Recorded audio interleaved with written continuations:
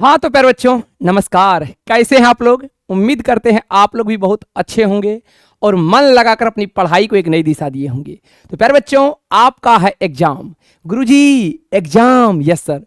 मेरे बच्चा, भाई मेरे, अगर आप इस वीडियो को पूरा देख लेंगे ना तो भैया आप एकदम 100% ठोक बजा के बना के आ जाओगे। तो मेरे बच्चा, ये क्लास आपकी अर्धवार्षिक परीक्षा को सार्थक मान के बनाया जा रहा है, जिसमें आपका 100++ % मेरे भाई क्वेश्चन यहीं से आएगा मेरे दोस्त। क्योंकि आपको पता है गुलशन सर वही पढ़ाते हैं जो एग्जाम में आता है, और एग्जाम में वही आता है जो गुलशन सर पढ़ाते हैं। तो चलिए दोस्त, आज की क्लास को बेहतरीन अंदाज में आगे बढ़ाते हैं। चलिए, तो मेरे भाई क्या कहोगे आप? Yes sir. तो भैया कक्षा 9th, oh my God, yes sir, 9th वाले बच्चों के लिए एकदम जैक बोर्ड भैया विज्ञान का लहलहा है भैया, महत्वपूर्ण क्वेश्चन लेके आए हैं जहां आपका अर्धवार्षिक एग्जाम में छपने वाला है। तो भैया ये सभी क्वेश्चन आपका सिलेबस के साथ आपको हम करवाएंगे और 100% सभी क्वेश्चन करके जाना होगा। आइए दोस्त, चलिए बिल्कुल नो बकवास, क्वेश्चन पे वार करते हैं। बाबू पहला क्वेश्चन अगर देखेंगे तो क्या कह रहा है गुरुजी? ये सभी क्वेश्चन दोस्त आपके एग्जाम में कई बार पूछा गया है मेरे बच्चा। क्वेश्चन है कि वायु का दाब जैसे जैसे घटता है, वायु का दाब जैसे जैसे घटता है वैसे वैसे द्रव का क्वथनांक क्या होता है मेरे बच्चा? तो वायु का दाब जैसे जैसे घटता है वैसे वैसे द्रव का क्वथनांक भी क्या होता है? घटता है। यस सर, ऑप्शन नंबर क्या हो जाएगा? बी हो जाएगा। अगला क्या है दोस्त मेरे बच्चा? क्वेश्चन है गैस का द्रव में परिवर्तन कहलाता है। मेरे बाबू, क्वेश्चन को प्यार से पढ़ना है और प्यार से समझा देना है। गैस का द्रव में परिवर्तन क्या कहलाता है? तो आप सर पढ़ाए हैं, गैस का द्रव में परिवर्तन संघनन कहलाता है। क्या कहलाता है? संघनन कहलाता है मेरे गुरु। अगला क्वेश्चन क्या है?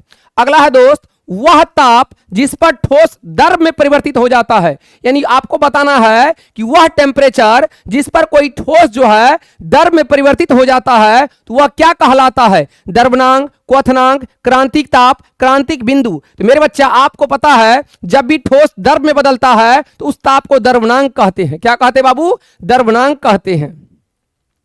अगला क्या है मेरे दोस्त?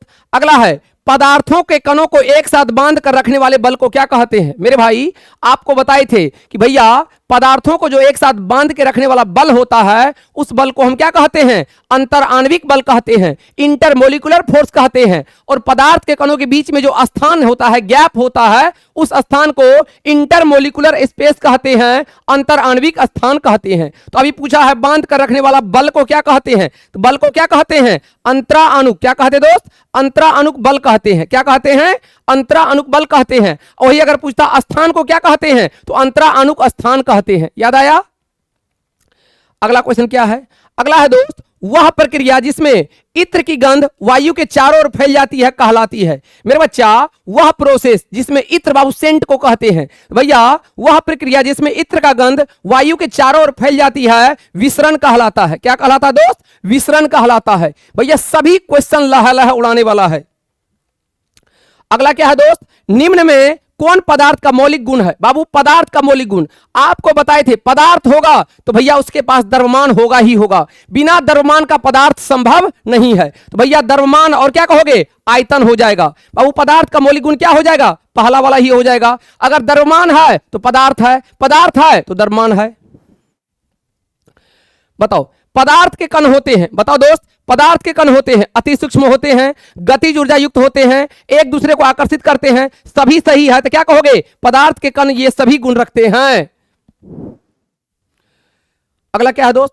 पदार्थ की कितनी अवस्थाएं होती है? मेरे बच्चा, अब यहां पे आपको दो बात है, पदार्थ की कितनी अवस्थाएं होती है दोस्त? अगर पदार्थ की भौतिक अवस्थाएं पूछेगा तो 3 होती है भैया। पदार्थ की अगर भौतिक अवस्था पूछे, क्या पूछे दोस्त? पदार्थ की भौतिक अवस्था, तो आप कहोगे सर 3 होती है। क्या क्या मेरे बच्चा? तो पदार्थ की भौतिक अवस्था 3 होती है। एक में है ठोस, यस सर, दूसरा है द्रव, बोलो बाबू, और तीसरा है गैस। तीसरा क्या है? गैस। यानी ठोस, द्रव और गैस। लेकिन पदार्थ की कुल अवस्था पूछे तो 2 और होता है, चौथी अवस्था प्लाज्मा, अब 5वीं अवस्था बोस आइंस्टीन कंडेंसेट। तो पदार्थ की कितनी अवस्थाएं होती है? तो सर ऑप्शन में 3 भी है, ऑप्शन में 5 भी है। तो भैया पदार्थ की अगर कुल कितनी अवस्थाएं पूछती तो 5 कहते, तो भौतिक भी नहीं है। तो अभी आप ये मान के चलो कि कुल ही पूछा गया है 5। अगर वहां लगा देता पदार्थ की भौतिक अवस्थाएं कितनी होती है तो आप 3 ही कहते। कितना कहते? 3 ही कहते। आगे बढ़ जाते हैं। अगला क्या है दोस्त? निम्न में कौन पदार्थ का गुण नहीं है? बाबू पदार्थ का गुण कौन नहीं है? घनत्व, संपीड़ितता, तरंगदैर्घ्य, विसरण। बाबू पदार्थ का घनत्व भी होता है, संपीड़ितता भी होता है, विसरण भी होता है, तरंगदैर्घ्य नहीं होता है। तो क्या हो जाएगा दोस्त? आप कहोगे सर ऑप्शन नंबर सी हो जाएगा। भैया क्या नहीं होता है? तो तरंगदैर्घ्य नहीं होता है। आगे बढ़ जाए बाबू। Yes sir. अगला क्वेश्चन क्या है दोस्त? किसकी संपीड़ितता सबसे अधिक होती है? सबसे कम होती है। सबसे कम कौन दबता है? तो सबसे कम दबता है ठोस। तो भैया सबसे कम संपीड़ितता किसका होगा? ठोस का। और सबसे अधिक संपीड़ितता किसका होता है? गैस का। अगला क्या है दोस्त? निम्न में किसका घनत्व सबसे अधिक होता है? सबसे अधिक घनत्व किसका होता है? तो सबसे अधिक घनत्व मेरे बच्चा ठोस का पार्टिकल क्या होता है? बहुत पास पास होता है। तो सबसे अधिक घनत्व किसका होता है? तो आप याद रखोगे दोस्त, सबसे अधिक घनत्व जो होता है आपका ठोस का होता है। किसका होता है? ठोस का होता है।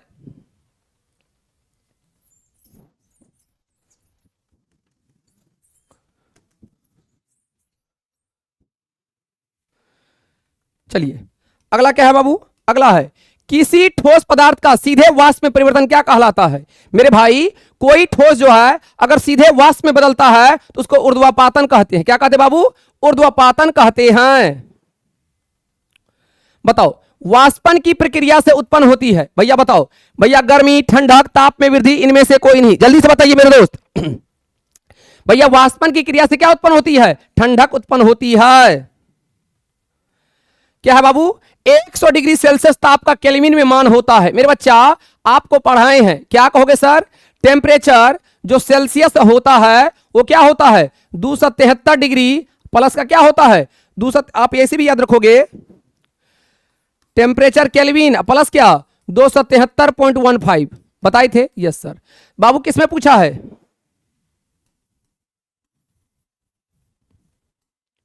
ऐसे दोस्त टेम्परेचर केल्विन बराबर क्या होता है? टेम्परेचर सेल्सियस प्लस क्या? 273.15। तो मेरे भाई टेम्परेचर केल्विन में चाहिए, सेल्सियस में कितना दिया? 100 डिग्री। अब प्लस कितना हो जाएगा? 273.15। भाई बता दो आंसर क्या होगा? तो आप कहोगे सर ये हो जाएगा 373.15। कितना हो जाएगा? चला 373.15। ऑप्शन नंबर 2 को लॉक कर दिया जाए। अगला क्या है दोस्त? अगला है मेरे भाई, अगला क्वेश्चन है किसी पदार्थ का केल्विन में ताप इतना है तो सेल्सियस या सेंटीग्रेड में इनका मान कितना होगा? आइए दोस्त आप जानते हो टेम्परेचर केल्विन बराबर क्या होता है? टेम्परेचर सेल्सियस प्लस क्या?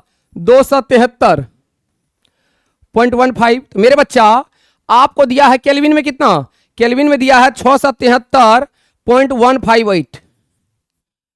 सेल्सियस में चाहिए। Yes sir. ये 273 पॉइंट क्या? 15। ये प्लस में इधर गया तो माइनस में। तो 673.158 माइनस कितना? 273.15 बराबर क्या? टेम्परेचर सेल्सियस का। घटा लो दोस्त। देखो सबसे पहले आप ऐसे घटा लो 673.158। ये कितना है? 273 पॉइंट कितना है? 15। जीरो लगा दो। ये 8, ये 0, ये 0 हो जाएगा। ये 0, ये 0, 6 में 2 4, 4.008 क्या हो जाएगा दोस्त? 4.008। यानी इतना कह सकते हैं आप। लगभग कितना होगा? 400। भैया लगभग लगभग कितना कह सकते हैं? टेम्परेचर सेल्सियस में कितना होगा? 400 होगा। लगभग लगभग 400 हो जाएगा। कितना हो जाएगा बाबू? लगभग लगभग आपका 400 हो जाएगा। चलिए आगे बढ़ जाते हैं। क्या है दोस्त? सौर मंडल में प्लाज्मा की अवस्था की उत्पत्ति का कारण है। पदार्थ की चौथी अवस्था प्लाज्मा है जिनकी उत्पत्ति का कारण क्या है? निम्न ताप ना जीना, उच्च दाब ना जीना, उच्च ताप। बताए हैं दोस्त। भैया सौर मंडल में प्लाज्मा अवस्था की उत्पत्ति का कारण क्या है? उच्च ताप यानी हाई टेम्परेचर। क्या दोस्त? आर्द्र वायु में गीले कपड़े सूखते हैं देर से, जल्दी से, उससे उष्मा के कारण। एक मिनट दोस्त। उसके कारण ठंडा के कारण। जल्दी से बताओ भैया क्वेश्चन क्या है? आराम से पढ़ो भैया। आर्द्र वायु यानी क्या? भैया आर्द्र वायु मतलब क्या होता है? पानी भी होता है, थोड़ा सा धूप भी होता है। तो आर्द्र वायु में कपड़े सूखते हैं देर से। किससे सूखते हैं? देर से। बताओ, हवादार जगहों पर द्रव के वाष्पन का वेग घट जाता है, बढ़ जाता है, अपवर्तित रहता है, और मेरे बच्चा कह रहा है इनमें से कोई नहीं। तो आप जानते हो मेरे भाई, हवादार जगहों पर द्रव का वाष्पन क्या होता है? बढ़ जाता। क्या होता है दोस्त? बढ़ जाता है। क्या होता है बाबू? बढ़ जाता है। बताओ, निम्नलिखित में कौन सही नहीं है? बाबू कौन सही नहीं है? पदार्थ सूक्ष्म कण से बने होते हैं, ये तो सही है। पदार्थ के कण निरंतर गतिशील होते हैं, ये भी सही है। ठोस पदार्थ का घनत्व द्रव से अधिक होता है, ये भी सही है। ठोस पदार्थ की संवेदना द्रव से अधिक होती है, ये जी गलत है। ये क्या है? गलत है। तो भैया पूछा है कौन इनमें गलत है? कौन इनमें गलत है? तो ऑप्शन नंबर डी गलत है। बाबू ठोस पदार्थ का संवेदना क्या होता है? भैया द्रव से अधिक नहीं, द्रव से कम होता है। बता दो, सभी क्वेश्चन इंपॉर्टेंट है मेरे भैया, एक एक क्वेश्चन इंपॉर्टेंट है। ताप बढ़ाने पर कोई ठोस पदार्थ द्रव में परिवर्तित हो सकता है? ना जी ना। बिना द्रव में बदले सीधे गैसीय अवस्था में आ जा सकता है मेरे भाई, बिल्कुल। ताप बढ़ाने पर कोई ठोस पदार्थ क्या होगा? बिना द्रव में बदले सीधे गैस में अवस्था में आ जाता है, और इसी को क्या कहते हैं भैया? इसी को सब्लिमेशन यानी ऊर्ध्वपातन कहते हैं। बताओ, निम्न में किसका ऊर्ध्वपातन? दोस्त ऐसा है, निम्न में किसका ऊर्ध्वपातन होता है? तो आप याद रखोगे आयोड का। किसका? आयोड का, यानी आयोडीन का। किसका ऊर्ध्वपातन होता है दोस्त? आयोडीन का।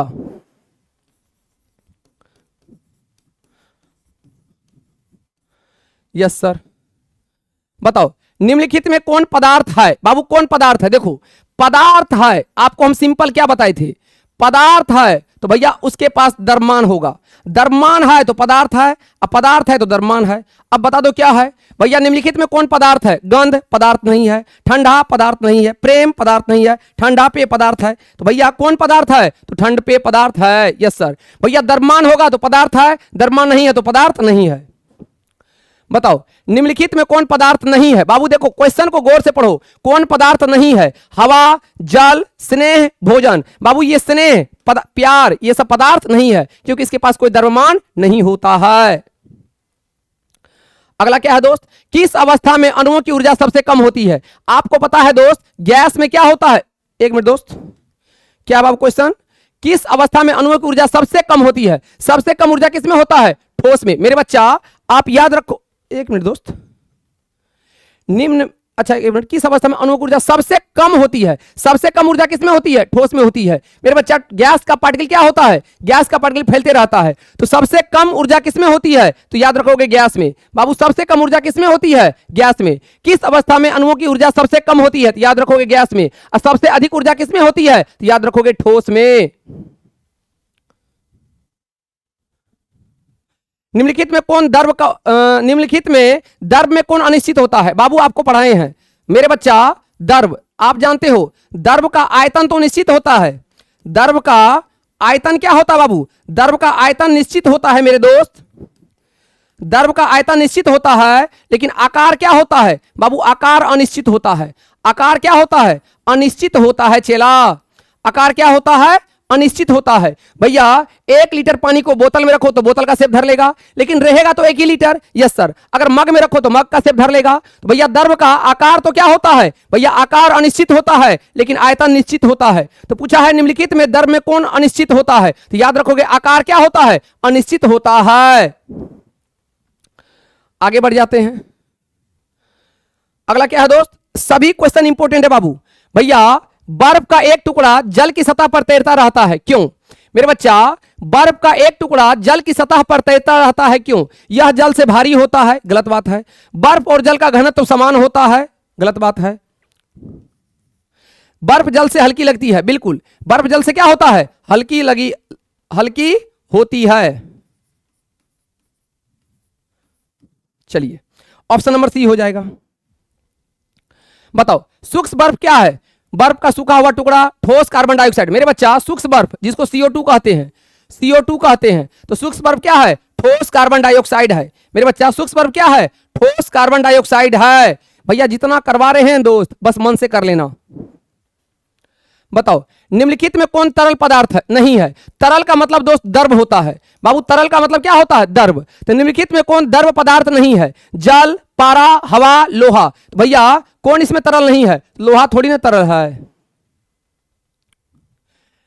बताओ, किसी पदार्थ की इकाई आयतन का द्रव्यमान को क्या कहते हैं? दाब, संपीड़नता, घनत्व, आकृति।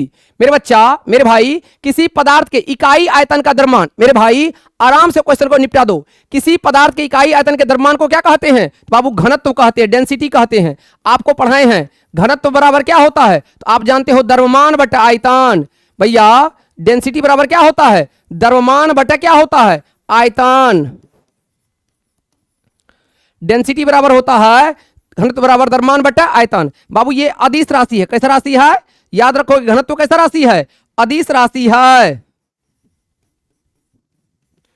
आप ये भी याद रखोगे क्या, घनत्व का ऐसा मात्रक क्या होता है? तो मेरे भाई ये पूछा जाता है एग्जाम में बार बार कि घनत्व का ऐसा मात्रक क्या होता है? तो द्रव्यमान का होता है केजी, आयतन का होता है मीटर क्यूब। तो केजी मीटर पावर -3 होता है, याद रखोगे। बताओ बताओ भाई, सभी क्वेश्चन इंपॉर्टेंट है, बताओ जल्दी से। भैया एक गिलास पानी में 2 चम्मच चीनी मिलाने पर भी उसके जल का स्तर में कोई परिवर्तन नहीं होता है, क्योंकि चीनी का कण। ये सब क्वेश्चन दोस्त बताए थे कब? हमारे परिवेश के पदार्थ में। भैया एक गिलास पानी में 2 चम्मच चीनी मिलाने पर भी उसके जल के स्तर में कोई परिवर्तन नहीं होता है, क्योंकि चीनी का कण वाष्पीकृत हो जाता है, जल के कणों के बीच व्यवस्थित हो जाता है। सही बात है जी, जल के कणों के बीच क्या होता है? व्यवस्थित हो जाता है। ऑप्शन नंबर 2 हो जाएगा। बताओ, निम्न में किसमें अंतराण्विक स्थान सर्वाधिक होता है? तो आपको बताए हैं सबसे अधिक अंतराण्विक स्थान किसमें होता है? अधिक अंतराण्विक स्थान होता है गैस में। अधिक अंतराण्विक स्थान किसमें होता है? गैस में।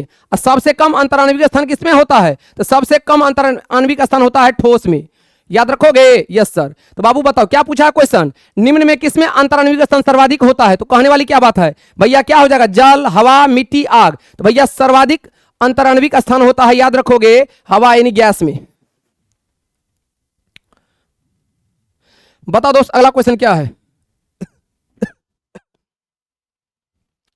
भैया दाब के प्रभाव का पदार्थ का आयतन कम होने की क्रिया को क्या कहते हैं? जल्दी से बता दो भाई। भैया दाब के प्रभाव से पदार्थ का आयतन कम होने की क्रिया को क्या कहते हैं? तो याद रखोगे संपीड़नता कहते हैं। मेरे बच्चा क्या कहते हैं? संपीड़नता कहते हैं।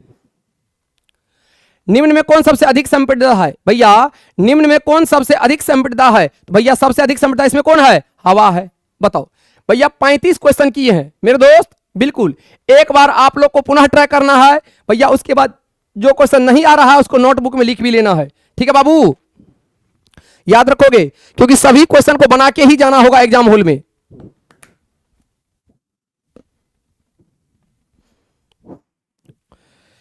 चलिए अब चलते हैं सेकेंड चैप्टर पे। भैया निम्नलिखित में कौन तत्व नहीं है? धातु, अधातु, उपधातु, कोलाइड। मेरे बच्चा भैया धातु तत्व है, अधातु तत्व है, उपधातु तत्व है, कोलाइड तत्व नहीं है। तो नहीं वाला पूछा है ना? Yes sir. तो क्या हो जाएगा? चला आप कहोगे सर कोलाइड ये तत्व नहीं है। मेरे बच्चा आपको लिखाए थे तत्व जो होता है, मेरे भाई तत्व को 3 भाग में बांटे थे, याद करिए। पहला क्या था बाबू? पहला आपका धातु था। पहला क्या था दोस्त? धातु। दूसरा क्या था? अधातु। तीसरा क्या था? उपधातु। कुल तत्व पूछे थे कितना है? 118। मेरे बच्चा अभी तक कुल कितना तत्व डिस्कवर हुआ है? तो 118 एलिमेंट डिस्कवर हुआ है। भैया अभी तक कुल कितना तत्व है? तो याद रखोगे 118 तत्व है। बताओ निम्नलिखित में कौन शुद्ध पदार्थ नहीं है? शुद्ध पदार्थ नहीं है। सोडियम, साबित जल, कार्बन डाइऑक्साइड, गंगा जल। जल्दी से बताओ दोस्त, जल्दी से बताओ, रैपिड फायर आंसर देना है सभी को।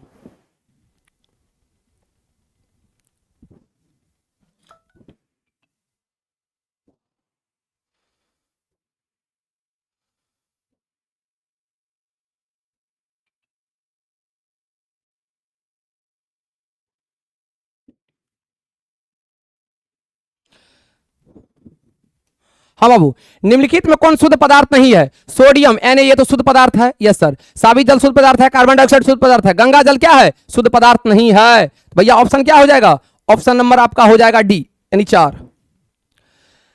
निम्नलिखित में कौन शुद्ध पदार्थ है? भैया साबित जल, गंगा जल, समुद्र जल, इनमें से कोई नहीं। निम्नलिखित में कौन शुद्ध पदार्थ है? अब बता दो जल्दी से। भैया जल्दी से सभी क्वेश्चन का आंसर देना है। लह गुरुजी। Yes sir. चलिए बहुत अच्छा मेरे बच्चा। तो देखो ना उसमें से, यस सर, निम्नलिखित में कौन शुद्ध पदार्थ है? तो क्या हो जाएगा? स्रावित जल। बताओ यौगिक में तत्वों का अनुपात निश्चित होता है, अनिश्चित होता है, परिवर्तनशील होता है, इनमें से कोई नहीं। आपको पढ़ाए थे मिश्रण, बाबू यहां से दो बात आपको हर एक एग्जाम में क्वेश्चन आएगा।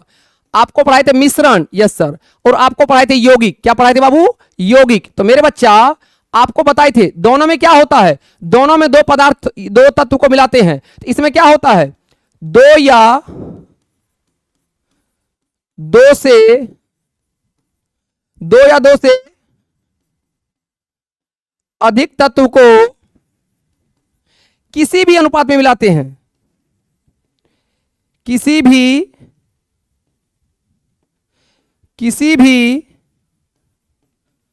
अनुपात में मिलाते हैं, किसी भी अनुपात में मिलाते हैं। मेरे भाई मिश्रण में, मिक्सर में क्या होता है, दो या दो से अधिक तत्व को किसी भी अनुपात में मिलाते हैं, जबकि यौगिक में क्या होता है, दो या दो से अधिक तत्व को निश्चित अनुपात में मिलाते हैं, फिक्स रेशियो में, निश्चित अनुपात में मिलाते हैं। तो भाई बात को समझो, बात को समझो दोस्त। क्या कहोगे भैया, मिश्रण यानी मिक्सर में क्या होता है, दो या दो से अधिक तत्व को किसी भी अनुपात में मिलाते हैं, जबकि यौगिक में क्या होता है, दो या दो से अधिक तत्व को निश्चित अनुपात में मिलाते हैं। तो बता, यौगिक में तत्वों का अनुपात होता है, अब आप समझ गए होंगे क्या होता है, निश्चित अनुपात होता है। क्या होता है बाबू, निश्चित अनुपात होता है। बताओ मेरे भाई, क्या है दोस्त, परिक्षिप्त प्रवस्था एवं परिक्षेपण माध्यम से मिलकर बने विलयन को कहा जाता है संतृप्त विलयन, असंतृप्त विलयन, अति संतृप्त विलयन, कोलाइड विलयन। भैया मेरे सभी क्वेश्चन इंपॉर्टेंट है दोस्त परीक्षा के दृष्टिकोण से। चलिए बहुत अच्छा, राइट आंसर, बहुत अच्छा मेरे भाई, सभी का राइट आंसर है। क्या कहोगे बाबू, परिक्षिप्त प्रवस्था एवं परिक्षेपण माध्यम से मिलकर बने विलयन को कहा जाता है, क्या कहोगे, कोलाइड विलयन कहा जाता है। क्या कहा जाता है दोस्त, कोलाइड विलयन कहा जाता है। बताओ निम्नलिखित में कौन शुद्ध पदार्थ है। मेरे भाई शुद्ध पदार्थ कौन है, दूध, रक्त, जल, मिश्र धातु। मेरे भैया आप याद रखोगे, दूध भी क्या होता है भैया, इसमें कुछ कुछ मिला होता है, रक्त में भी बहुत सारा कुछ मिला होता है, मिश्र धातु में भी दो या दो से अधिक धातु मिला होता है। तो शुद्ध पदार्थ कौन हो जाएगा, आप उन लोग का जल हो जाएगा। तो भैया शुद्ध पदार्थ पूछा है तो क्या कहोगे, जल, यानी water is the correct answer. क्या दोस्त, निम्नलिखित में कौन अशुद्ध पदार्थ है, सोडियम, वायु, हाइड्रोजन, अमोनिया। तो भैया इनमें पूछा है कौन अशुद्ध पदार्थ है। अशुद्ध का मतलब क्या बताए थे, दो या दो से अधिक चीज मिला रहेगा तो अशुद्ध है। अब भैया दो या दो से अगर सेम ही प्रकार का चीज मिला हो तो क्या है, शुद्ध है। यस सर, बहुत अच्छा।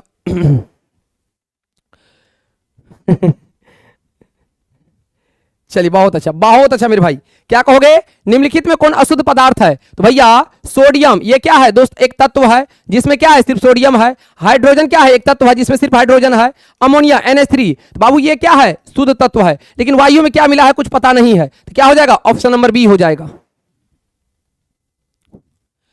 निम्नलिखित में कौन विलयन है, साबुन विलयन है, लवण विलयन है, चौक जल मिश्रण है, स्टार्च विलयन है। बाबू विलयन क्या बढ़ाए थे, जब दो या दो से अधिक पदार्थों को, पूछा जाता दोस्त एग्जाम में, विलयन किसे कहते हैं, विलयन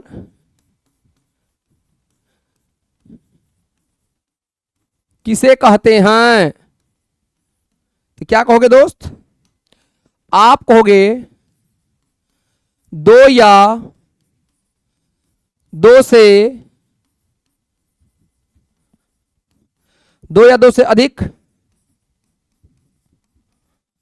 पदार्थों के, दो या दो से अधिक पदार्थों के समांगी मिश्रण को, दो या दो से अधिक पदार्थों के समांगी मिश्रण को विलयन कहते हैं। क्या कहोगे दोस्त, दो या दो से अधिक पदार्थों के समांगी मिश्रण को क्या कहते हैं, विलयन कहते हैं। मेरे बच्चा विलयन में दो पदार्थ होना तय है, एक विलेय, एक क्या होता है, विलायक। एक होता है विलेय, एक क्या होता है, विलायक, और दोनों को मिलाते तो क्या बन जाता है, विलयन। तो आप याद रखोगे क्या, विलेय जो होता है क्या होता है, कम मात्रा में होता है। विलेय जो होता है क्या होता है, स्मॉल अमाउंट में होता है, कम मात्रा में होता है। Yes sir. जबकि विलायक जो होता है क्या होता है, अधिक मात्रा में होता है। Yes sir. तो बाबू याद रखोगे, जब विलय को विलायक में मिलाते हैं तो क्या बन जाता है? विलियन। याद रखोगे हमेशा, विलय क्या होता है? कम मात्रा में। विलायक क्या होता है? अधिक मात्रा में। तब क्या बनता है? विलियन। तो बाबू विलियन है तो आप हमेशा याद रखोगे उसमें दो घटक होगा, एक विलय, एक क्या? विलायक। तो जो विलियन में कम मात्रा में होता है उसे विलय कहते हैं, और जो विलियन में अधिक मात्रा में होता है उसे हम क्या कहते हैं? विलायक कहते हैं। Yes sir. चलिए बहुत अच्छा। बहुत अच्छा मेरे भैया, बहुत अच्छा, नो प्रॉब्लम गुरुजी। तो भैया क्या कहोगे दोस्त? अब क्वेश्चन क्या पूछा आपसे? हाँ बताओ।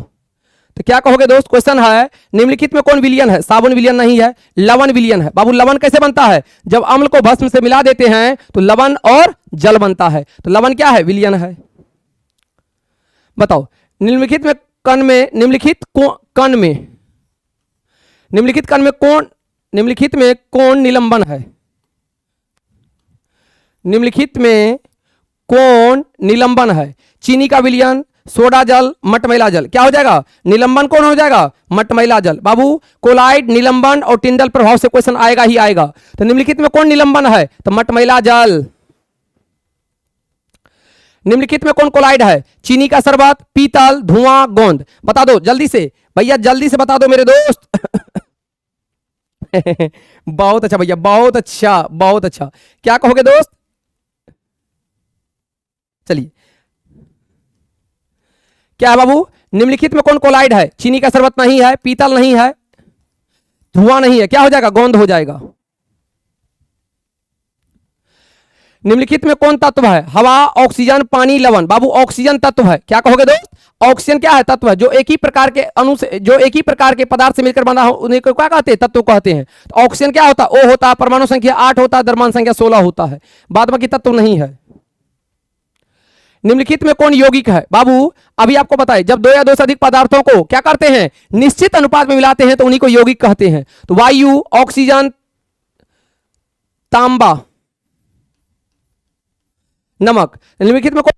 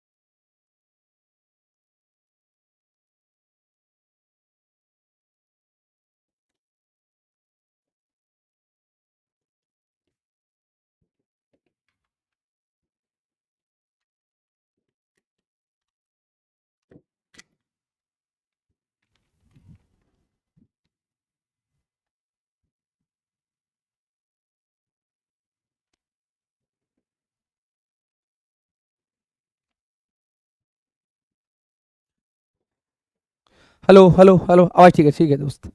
चलिए, क्या है बाबू, जल्दी बताओ। यस सर, आवाज ठीक है। हाँ, चलिए।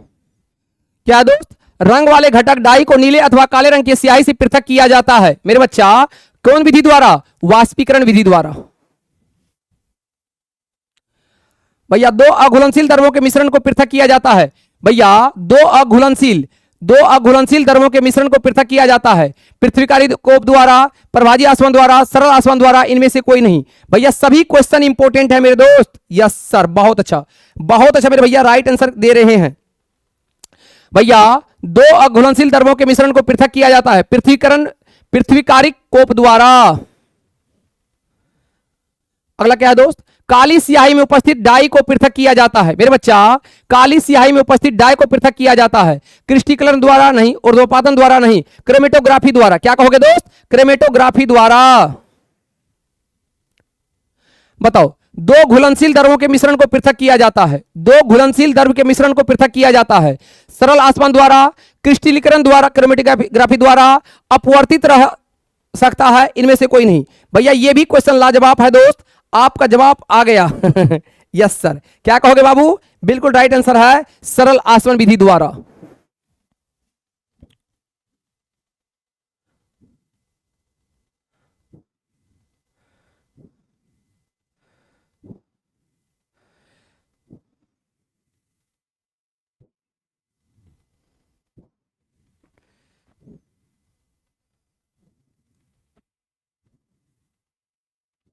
चलिए, अब दोस्त ये क्वेश्चन देखिए, आपके एग्जाम में कितना बार पूछा गया है। भैया जल के एक अणु में हाइड्रोजन और ऑक्सीजन के भार का अनुपात होगा। बाबू जल के एक अणु में, तो जल का सूत्र क्या होता है? H2O। तो बाबू हाइड्रोजन का भार कितना होता है? 2। Yes sir. ऑक्सीजन कितना होता है? 16। काट लो, 2 1 2। Yes sir. और 2 8 16, यानी कितना होगा? 1:8 होगा। क्या होगा दोस्त? 1:8 होगा। भैया कभी कभी तत्व का रेशियो पूछता है, कभी कभी भार का मेरे बच्चा। तो जल के एक अणु में हाइड्रोजन एवं ऑक्सीजन के भार का अनुपात क्या होगा? 1:8 होगा। बताओ, कौन सा तत्व मुक्त परमाणु के रूप में पाया जाता है? Hydrogen, oxygen, argon, chlorine. मेरे बच्चा कौन सा तत्व जो है मुक्त परमाणु के रूप में पाया जाता है? भैया आप याद रखोगे, मुक्त परमाणु के रूप में कौन सा पाया जाता है? तो बाबू याद रखोगे हाइड्रोजन। भैया 0.5 मोल H2O का द्रव्यमान होगा मेरे बच्चा। 0.5 मोल H2O का द्रव्यमान कितना होगा? तो आप जानते हो दोस्त क्या मेरे भैया, क्या होता दोस्त? मोल बराबर दिया गया द्रव्यमान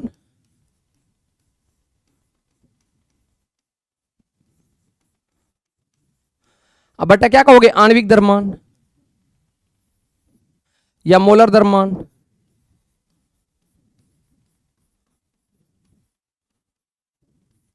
बताओ दोस्त क्या है बाबू? मोल कितना दिया है? 0.5 पूछा है, द्रव्यमान होगा यानी x मान लेते हैं। अब मोलर द्रव्यमान कितना होता है? 18 होता है। Yes sir. पॉइंट और नीचे कितना आएगा? 10 गुना कर लो, 10 को x से कितना हुआ? 10x। ये 18 पंजे कितना हुआ? 90। Yes sir. भैया इसको इसके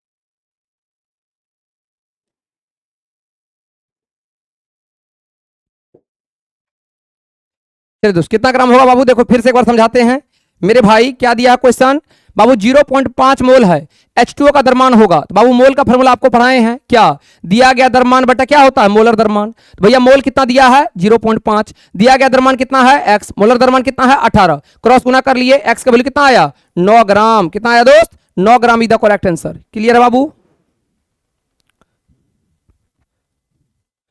बताओ 1.8 H2O में अणुओं की संख्या कितना होगा? तो भैया आपको पता है दोस्त, क्या कहोगे? 6.022 गुना क्या हो जाएगा 10 टू पावर 6.022 गुना 10 टू पावर 23 होगा। 1 मोल एवोगाड्रो नंबर इसी को कहते हैं।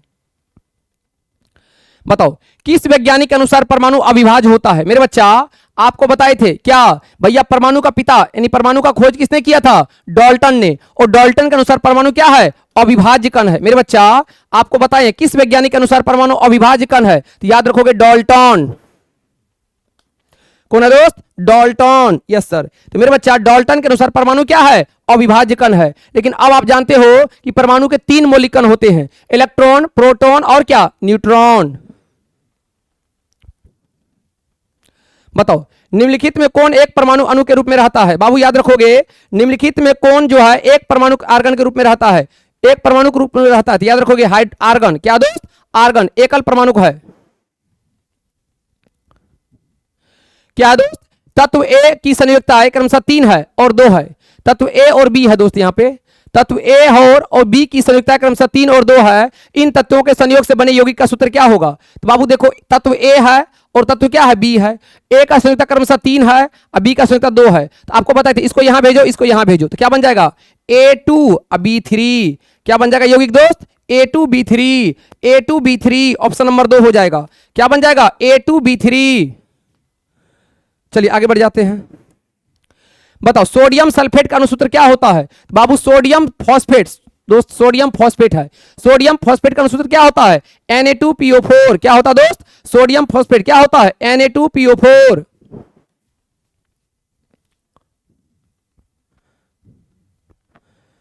बताओ कैल्शियम फॉस्फेट का अनुसूत्र क्या होता है, CaSO4। बाबू कैल्शियम क्या होता है, कैल्शियम Ca2 प्लस, फॉस्फेट क्या होता है PO4 2 माइनस। तो भैया ये प्लस माइनस कैंसिल हो गया, तो क्या बन जाएगा CaSO4। तो बाबू कैल्शियम फॉस्फेट का क्या होता है CaSO4 CaPO4। एक मिनट दोस्त, कैल्शियम फॉस्फेट है ना CaPO4, क्या हो जाएगा CaPO4। कैल्शियम फॉस्फेट क्या होगा CaPO4। अरे बताओ भाई, यस सर।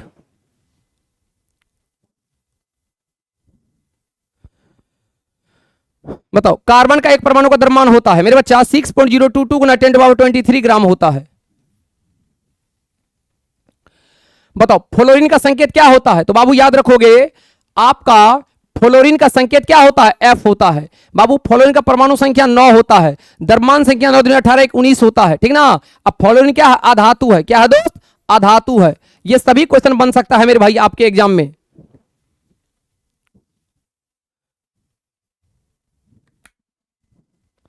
निम्न में कौन नोबल गैस नहीं है, जल्दी से बताओ कौन नोबल गैस नहीं है। बाबू आपको पढ़ाए हैं क्या, हीलियम, यस सर, फिर क्या कहोगे नियॉन, फिर क्या कहोगे आर्गन, फिर क्या कहोगे क्रिप्टन, फिर क्या कहोगे जेनन, फिर क्या कहोगे रेडन। बाबू इसी 6 को क्या कहते हैं, अक्रिय गैस। क्या कहते हैं, अक्रिय गैस कहते हैं, या इसी का दूसरा नाम होता है निष्क्रिय गैस। क्या नाम होता है दोस्त, निष्क्रिय गैस होता है। अक्रिय गैस या क्या कहोगे निष्क्रिय गैस। भैया हीलियम का परमाणु संख्या 2, नियॉन का 10, आर्गन का 18, क्रिप्टन का 36, जेनन का 54, रेडन का क्या होता है 86 होता है। तो मेरे बच्चा बताओ निम्न में कौन नोबल गैस नहीं है, हीलियम बाबू He है, यस सर। भैया नाइट्रोजन N, यस सर। आगे देख लेते हैं, नियॉन क्या कहोगे Ne। भैया जेनॉन क्या कहोगे, भैया जेनॉन क्या कहोगे Xe। बताओ तो कौन नहीं है, नाइट्रोजन नहीं है। भैया ऑप्शन नंबर 2 हो जाएगा। क्लियर है बाबू। बताओ बोरोन का संकेत निम्नलिखित में कौन होता है। बाबू बोरोन का क्या होता है, भैया आप जानते हो हाइड्रोजन, यस सर, हीलियम बाबू ऐसे याद रखोगे, लिथियम, बरेलियम और क्या होता है बोरोन। तो भैया बोरोन का संकेत क्या होता है, बी होता है। इसका परमाणु संख्या 1, इसका 2, इसका 3, इसका 4, इसका 5, इस तरह से सब याद रखोगे। बताओ किस तत्व में द्विपरमाणुक नहीं होता है। भैया क्लोरीन जो होता है क्या होता है, बॉन्ड Cl यानी एकल परमाणुक होता है Cl2। Nitrogen, hydrogen, phosphorus. भैया निम्न तत्व में कौन द्विपरमाणुक नहीं है, द्विपरमाणुक कौन नहीं है। भैया याद रखोगे क्लोरीन, हाइड्रोजन। हाइड्रोजन जो होता है दोस्त एकल परमाणुक होता है। ऑप्शन नंबर 3 हो जाएगा।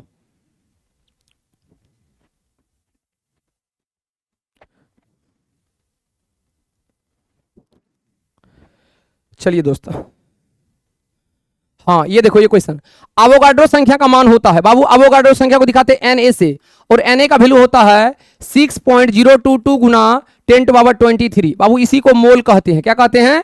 मोल कहते हैं। तो अवोगाड्रो संख्या का मान कितना होगा? 6.022 गुना 10⁻23। इसको Na से दिखाते हैं। किसे दिखाते हैं? Na से दिखाते हैं। क्लियर है दोस्त? Yes sir. बताओ, मीथेन भार के विचार से कार्बन और हाइड्रोजन का अनुपात क्या होगा? मीथेन के भार के अनुसार। तो दोस्त मीथेन का, बाबू ये भी क्वेश्चन शानदार है। तो मीथेन का सूत्र होता है दोस्त CH4। मीथेन का सूत्र क्या होता है? CH4। इसमें पूछा है भार का अनुपात। क्या पूछा है? भार का अनुपात। बाबू केमिस्ट्री में भार बोलो या द्रव्यमान बोलो एक ही बात होता है। भार बोलो या क्या बोलो, द्रव्यमान बोलो एक ही बात होता है, लेकिन फिजिक्स में अलग होता है। तो भैया आपको कि कार्बन का भार कितना होगा? 6 दूनी 12। हाइड्रोजन 1 है लेकिन 4 हो जाएगा। तो भैया 4 तिया 12, 4 एका 4। तो कितना रेशियो होगा? 3:1 होगा। बाबू मीथेन भार के विचार से कार्बन और हाइड्रोजन का अनुपात क्या होगा? तो 3:1 होगा। Option number 1। वही अगर पूछे क्या, परमाणु संख्या का अनुपात, परमाणु संख्या का अनुपात, तो क्या कहोगे? कार्बन कितना है? 1 है, हाइड्रोजन कितना है? 4 है। तब दोस्त ये हो जाएगा 1:4। तो क्वेश्चन में क्या पूछा है ध्यान से पढ़ना है।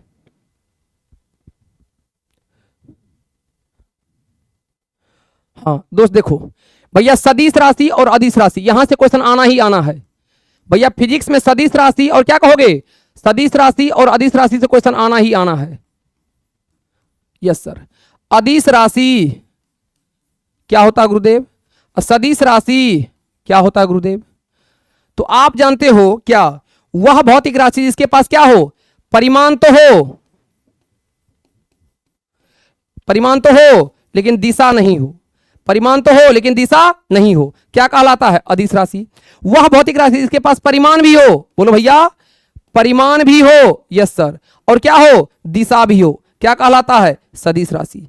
मेरे बच्चा परिमाण भी हो और दिशा भी हो, क्या कहलाता है? सदिश राशि। तो मेरे गुरु अब बता दो क्या है क्वेश्चन। क्वेश्चन है निम्नलिखित में कौन सदिश राशि है? तो भैया है ना, यस सर। भैया द्रव्यमान के पास क्या है? परिमाण तो है लेकिन दिशा नहीं है, तो अदिश राशि है। आयतन अदिश राशि है। ताप अदिश राशि है, लेकिन विस्थापन के पास क्या है? परिमाण भी है, दिशा भी है, तो विस्थापन क्या है? सदिश राशि है। अरे बोलो भैया हाँ या ना। Yes sir. आगे बढ़ जाते हैं भैया, यहां से क्वेश्चन एग्जाम में आएगा ही आएगा। बताओ, निम्नलिखित में पहचानने के लिए त्वरण का मात्रक क्या होता है? तो बाबू आप जानते हो क्या, त्वरण बराबर क्या होता है? वेग बटा क्या? डिस्प्लेसमेंट। ए बराबर क्या होता है? V/T। त्वरण बराबर होता है वेग में परिवर्तन बटा क्या? समय। भैया यहां से निकाल लो। तो वेग का मात्रक क्या होगा? मीटर पर सेकेंड। टाइम का फिर क्या? सेकेंड। तो सॉल्व करोगे क्या होगा? मीटर पर सेकेंड स्क्वायर। तो बताओ निम्नलिखित में पहचानने के लिए त्वरण का मात्रक क्या होगा? मीटर प्रति सेकेंड स्क्वायर। Option number 4। बताओ वेग का मात्रक निम्नलिखित में क्या है? बाबू आप जानते हो क्या, वेग बराबर क्या होता है? तो वेग बराबर होता है दोस्त विस्थापन बटा समय। क्या होता है? वेग बराबर विस्थापन बटा क्या होता है? समय। वेग बराबर होता है दोस्त विस्थापन बटा समय। तो चला क्या कहोगे सर? कहना क्या है? विस्थापन का होता मीटर, टाइम का होता सेकेंड, तो क्या होगा? मीटर प्रति सेकेंड। मीटर प्रति सेकेंड। ऑप्शन नंबर 1 को लॉक कर दिया जाए। वेग का मात्रा क्या होगा? मीटर प्रति सेकेंड।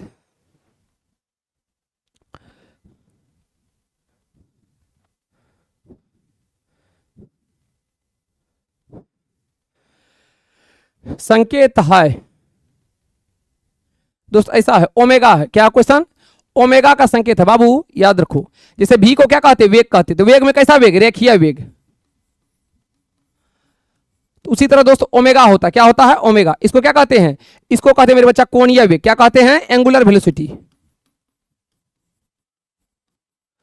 कोणीय वेग कहते, क्या कहते हैं? कोणीय वेग कहते हैं भैया। ओमेगा से दिखाते कोणीय वेग को। तो बताओ कोणीय वेग, ओमेगा संकेत किसका है? कोणीय वेग का।